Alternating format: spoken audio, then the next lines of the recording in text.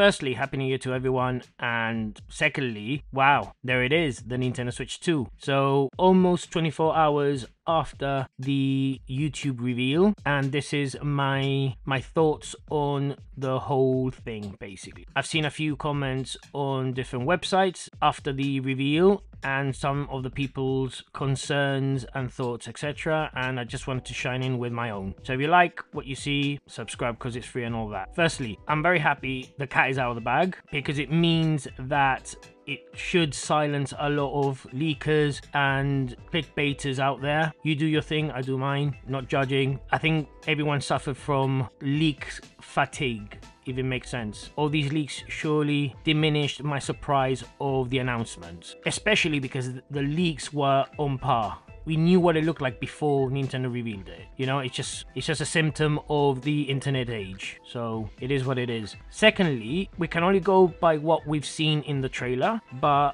it seems that the Joy-Cons have a mouse feature to them, which will be interesting to see how they implement it. Like, Nintendo have been renowned for always revolutionizing or adding something new to a console in terms of how the player interacts with the game. So for example, they had with the N64, they had the Trident controller, which it looked really awkward, but it made a lot of sense when you played a few games. With the Wii, you had the Wiimotes. With the Wii U, you had the tablets, and now with this, you know, it kind of opens up to more games. Like, I'm sure a lot of PC gamers will be interested to see what comes ported onto the Switch, especially games like real-time strategy games or first-person shooters. You know, if you can use one of the Joy-Cons like a mouse, for example. They seem to have got rid of the IR sensor, which kind of makes sense because it wasn't getting much use, to be honest. The potential was there, but again, it's just one of those things that the feature is there, but no one uses it.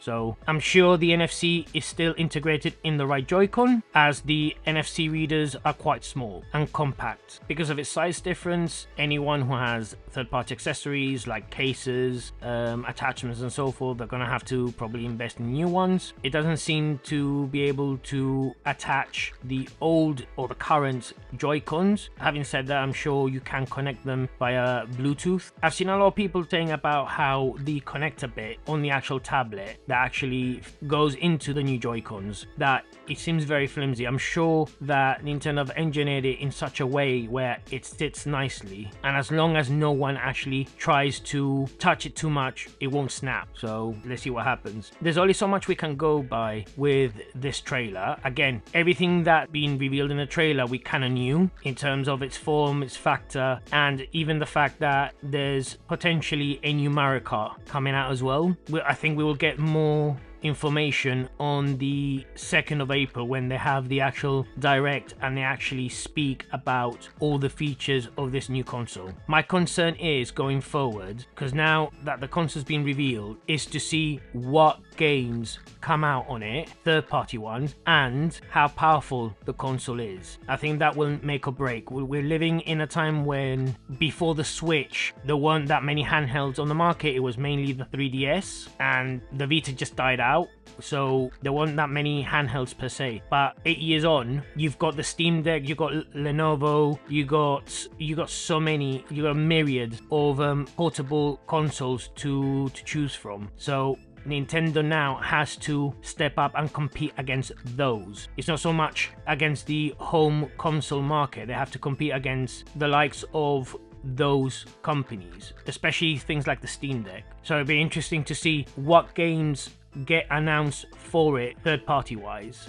And I'm sure that during the Nintendo Direct on the 2nd of April, we'll get more information. I'm curious to see what recent games got announced will start having the Switch 2 logo on them. Like, for example, imagine Monster Hunter Wilds that is releasing on the 28th of February.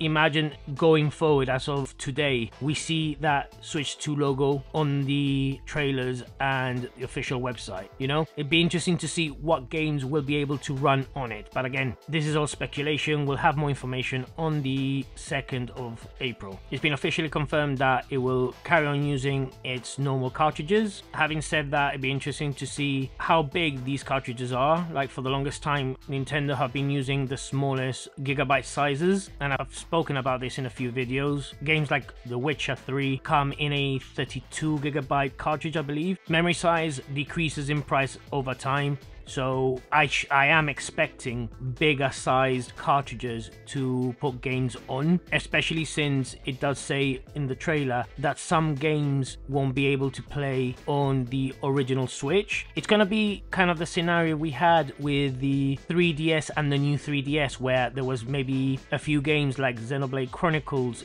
You couldn't play that on the original 3DS because it didn't have the horsepower. So yeah, we know that they're going to use the same cartridges, but we need to see if those cartridges have substantial memory to put virtually all the games in them, like the whole size of the games, which is food for thought for the internal memory as well. The OLED system comes with 64 gigabytes. I'm hoping this one comes with a bit more substantial memory, maybe 128 minimum. And it'll be interesting to, again, it'll be interesting to see what games can be played on it, how they'll run, etc. I'm just hoping it upscales some of the games we currently have. Some of the games that we currently have run like absolute shit, let's be honest. So yeah, only time will tell. I don't have that many other concerns other than mainly the console just needs to be powerful enough to go neck to neck with the competition. That's mainly it. And I'm not saying, oh, it has to have like PlayStation 5 graphics. I'm not saying that. I'm just saying it just needs to be able to run games properly. I use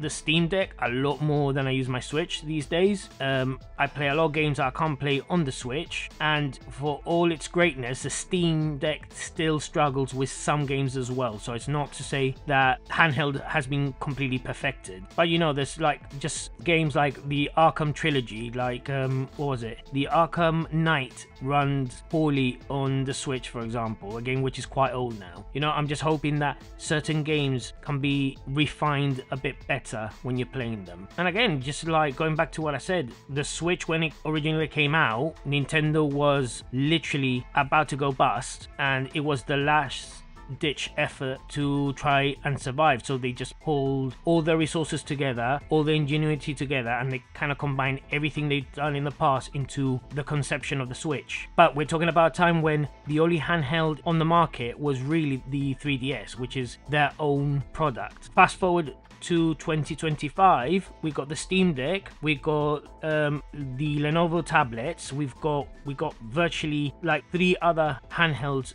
in the market, and possibly 2 more rumored from Sony and from Microsoft themselves, which I wouldn't be surprised seeing how there's money to be made on the handheld market. So yeah, the Switch has revolutionized the way we play games, but this one really needs to separate the wheat from the chaff and have enough horsepower and oomph to actually sustain itself. I don't think it's just going to cut it with its first party titles anymore. That's pretty much my 2 cents. I'm just recording before I go to work, but let me know what you think. Do you agree with me? Do you disagree? What are your concerns? Do you think that the rumors have kind of screwed it up for everyone, the surprise? I live for the comments, so yeah, write them all down. If you like what you see, subscribe because it's free. The more interactions I get on this video, the more incentive it gives me to make another one. So yeah, stay safe everyone, peace.